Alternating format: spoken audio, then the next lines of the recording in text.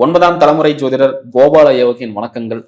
வணக்கம் மணிகண்டன். வணக்கம் வணக்கம் ஐயா. எல்லாம் நல்லா இருக்கிறாங்களா? நல்லா இருக்காங்க. நீங்க எப்படி இருக்கீங்க? நல்லா இருக்கிறேன். சிறப்பு சிறப்பு ஐயா. சனி வகர பயிற்சி. ஸோ அதில் வந்து நம்ம கடைசியா இறுதியா பார்க்கக்கூடிய ஒரு ராசி மீன ராசி. ஸோ மீன ராசிக்கு இப்போ சொல்லவே தேவையில்லை. ஏன்னா ஜென்மத்தில் வந்து உட்காந்துட்டாரு, நகரவே முடியல. இது பண்ணாலும் தப்பா போய் முடியுது. என்ன பண்றேன்னு தெரியாம ரொம்ப கஷ்டப்பட்டு இருக்கிறாங்க. அவங்களுக்கு இப்போ வக்ரமா வேற வராரு. ஸோ அந்த கிட்டத்தட்ட 138 நாட்கள் இருக்க போறாரு. ஸோ இந்த நாள்ல இவங்க நிறைய விஷயங்கள் மாத்திக்கலாமா அப்படிங்கிற விஷயத்த சொல்லுங்க. அதற்கு முன்னாண்ட என்னை வாழ வைக்கும் ஸ்ரீ அம்பிகை ஜோதிடத்திற்கும் என்னுடைய நேயர்களுக்கும் வாடிக்கையாளருக்கும் என்னுடைய மனமார்ந்த நன்றியை நான் தெரிவிச்சுக்கிறேன். இப்போ வந்து சனி பகவானுடைய வக்கரம் ஜூலை மாதம் 27ஆம் தேதி இதனுடைய ஆரம்பம். முடிவு வந்து டிசம்பர் மாதம் 11ஆம் தேதி. இது வரைக்கும் சனி பகவானுடைய வக்கர காலங்கள். அதுக்கப்புறம் சனி பகவான் வக்கர நிவர்த்தி ஆயிடுறாங்க. அப்ப 138 நாட்கள். இப்ப எல்லா ராசிகளுக்கும் நம்ம வரிசையா சொல்லிட்டு வந்துட்டு இருக்கிறோம். அதுல வந்து கடைசியான ராசி மீன ராசி. அப்ப இந்த மீன ராசிக்காரங்களுக்கு இந்த சனி பகவானுடைய வக்கரம் எப்படி இருக்கும், அதைத்தான் இந்த வீடியோல நம்ம டீட்டெயிலா பார்க்க போறோம். இப்ப வந்து சனி வந்து ஜென்மத்திலேயே இருக்கிறார், மீனத்திலேயே அந்த சனி பகவான் இருக்கிறார். அப்ப தலையில அந்த சனி பகவான் உட்கார்ந்து தனக்கு நேரா இப்படி பார்த்துட்டு இருக்கிறவரு இப்படி கொஞ்சம் திரும்பி பார்க்கிறார் பின்பக்கமா.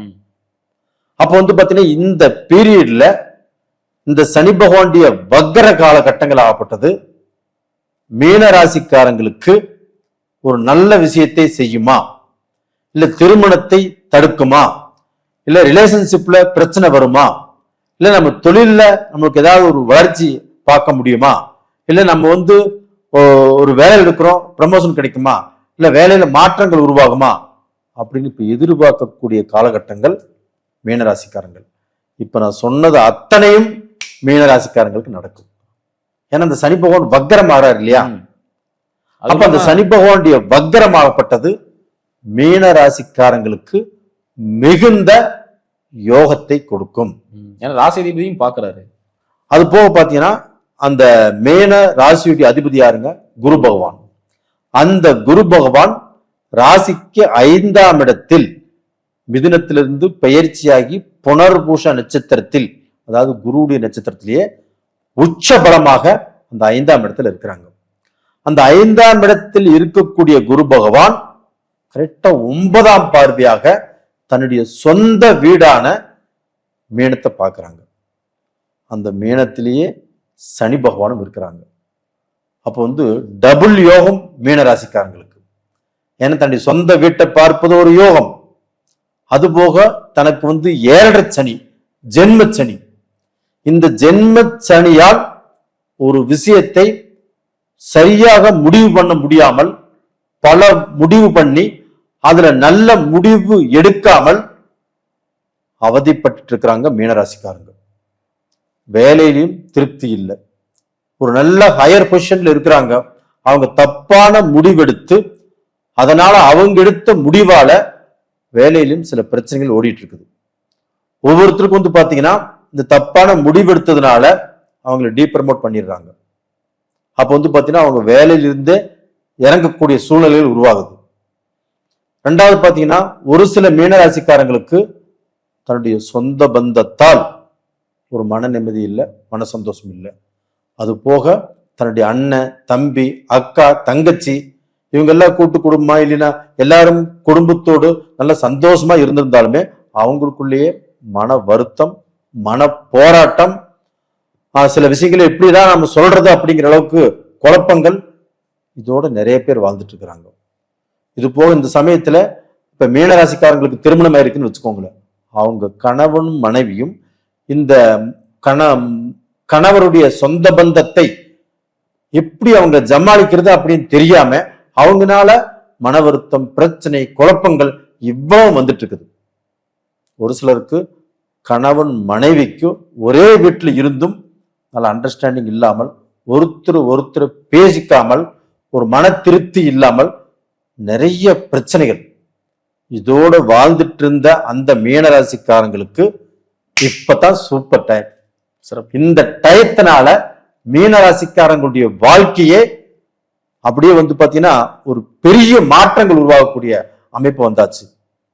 இது ஏன் இவ்வளவு ஸ்ட்ராங்கா நான் சொல்றேன்னா, குரு பகவான் உச்சபலம் 12 வருடத்துக்கு ஒரு முறை தன்னுடைய ராசிநாதன் உச்சம் பெறுகிற காலம். அது உச்சம் பெறுவது மட்டுமல்ல, அந்த உச்சம் பெற்ற அந்த உச்ச பார்வை அந்த மீனராசிலேயே சனி பகவான் மேல படுது இல்லைங்களா? இதுதாங்க ட்ரெண்ட்.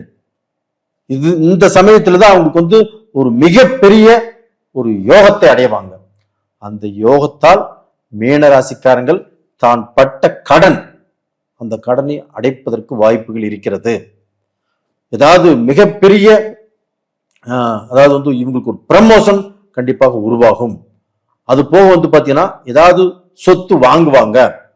தான் இந்த பீரியட்ல, இந்த கடந்த 4 வருஷம் 5 வருஷ காலத்துல தனக்கு இருந்த வீட்டை வித்திருக்கலாம், தான் ஆசைப்பட்டு கட்டின வீட்டை வித்திருக்கலாம், இல்லைன்னா அவங்க அப்பா கட்டி கொடுத்த வீட்டையோ அவங்க தாத்தா அவங்க சொத்தையோ வித்திருக்கலாம்.